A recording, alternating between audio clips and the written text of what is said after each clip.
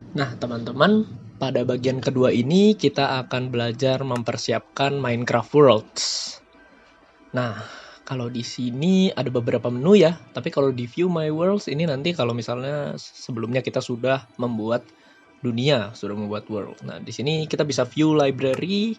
Di sini ada beberapa menu lagi, ada lessons, ada monthly build challenge, biomes and world, and how to play. Nah, kalau di lessons di sini ada sesuai dengan mata pelajaran ya. Jadi kita bisa memilih beberapa dunia template. Nah, kalau di sini monthly build challenge juga sebenarnya banyak, ada banyak templates yang bisa melatih siswa-siswa dan juga mahasiswa untuk ya berkreasi sesuai dengan tema-tema yang ada di sini. Gitu. Nah, kalau biomes and worlds di sini biomanya ada banyak template yang berbeda ya.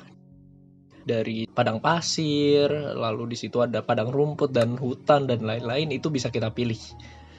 Nah, di sini featured worlds juga masih banyak lagi template-templatenya yang seru. Di sini ada untuk graduation juga dan lain-lain. Oke, kita kembali lagi. Nah, di depan di sini sebenarnya masih ada menu join world dan import, tapi kita akan bahas di sesi lainnya. Oke, kita mulai dari create new. Nah, di sini juga ada templates. Kalau kita mau mulai lewat templates. Nah, di templates ini ya mirip seperti yang tadi, ada template juga. Blocks of grass ini lahan kosong, hanya padang rumput saja, nggak ada batasnya. Nah, kalau Minecraft tutorial mungkin kita akan bahas di bagian ketiga nanti. Oke, kita create new dari yang pilihan new aja. Kita setup manual tanpa template. Oke, jadi dari awal di sini kita akan menamainya dulu sebelum kita pilih mode gamenya. Kita namakan, mungkin di sini saya hanya menamakan iseng saja ya. Saya buat video tutorial nama worldnya. Nah, ada beberapa game mode di sini, ada survival, ada kreatif. Nah, kalau survival di sini artinya kita punya rasa lapar, kita punya darah yang akan berkurang. Seperti itu kalau misalnya jatuh dari tempat tinggi. Nah, kalau kreatif kita tidak ada hal-hal seperti itu. Jadi, kreatif ini kita hampir mirip seperti dewa. Kita bisa terbang, inventory kita nggak terbatas. Dimana bedanya kalau di survival tadi kita harus crafting ya, kita harus membuat sesuatu untuk bertahan hidup. Kalau di kreatif kita punya segalanya tanpa batas. Jadi kalau misalnya bapak dan ibu punya siswa dan mau melatih mereka untuk survival ya, bertahan hidup, mereka harus membangun sesuatu dan mencari sumber daya, dipilih yang survival dan digabungkan. Di sini ada tingkat kesulitan peaceful ya. Kalau peaceful ini nggak ada monster di malam hari. Ya betul, memang ada monster di malam hari kalau misalnya di Minecraft. Nah di sini kalau easy, normal, atau hard itu tingkat kesulitannya ketika ketemu monster. Tapi kalau di peaceful nggak ada monsternya. Oke, jadi walaupun survival tapi masih peaceful ya. Oke. Nah di sini permission level kita. Jadi ketika siswa kita join, ini mereka sebagai apa? Kalau misalnya sebagai visitor, mereka itu bisa jalan-jalan di dunia kita, tapi nggak bisa interaksi sama benda-benda dan makhluk hidup ceritanya ya di dunia kita yang kita buat. Jadi misalnya kita punya bangunan nggak bisa dihancurkan sama mereka, mereka hanya visitor.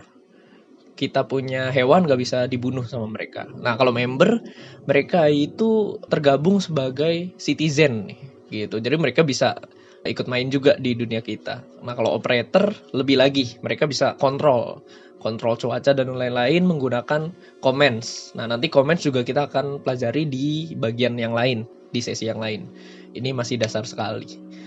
Nah di sini world type juga ada beberapa pilihan, ada flat, infinite, sama old. Kalau flat ini seperti yang tadi, hanya padang rumput datar saja tanpa ada batasnya. Di situ kita bisa berkreasi, kita bangun apapun yang kita mau.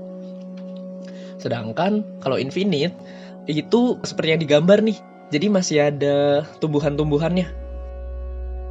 Nah kalau yang old ini ada tumbuhan-tumbuhan dan kontur tanahnya juga, tapi masih terbatas dunianya, seperti Minecraft yang versi lama dulu. Di sini yang masih bisa kita atur-atur, cheats ya, ini cukup penting.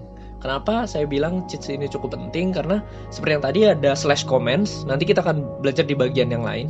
Nah ini fungsinya untuk seperti tadi mengatur cuaca, mengendalikan pemain lain, dan tingkat kesulitan dan lain-lain, itu bisa kita gunakan lewat slash comments. Nah, slash comments hanya bisa digunakan jika cheats dinyalakan, activate cheatsnya harus nyala.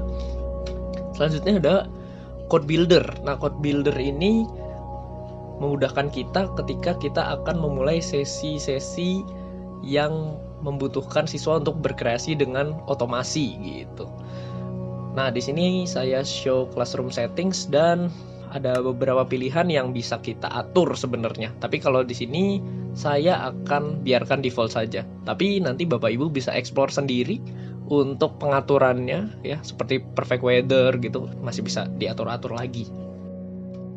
Selanjutnya kita akan play saja supaya kita bisa lihat bagaimana sih kalau kita sudah ada di dalam game. Oke, kita sudah berada di dalam permainan kita ya. Jadi di sini kita sudah bisa berjalan-jalan. Kebetulan tadi saya mengaturnya mode survival. Dan di mode survival ini kita nggak bisa terbang ya, kita manusia biasa. Jadi di tengah layar itu ada gambar hati sama ada gambar makanan tuh ya. Nah itu kalau misalnya saya jatuh, nanti darah saya berkurang tuh yang gambar hati, dan kalau saya mulai lapar nanti yang gambar makanannya berkurang. Oke, demikian dari saya. Sampai jumpa di bagian selanjutnya.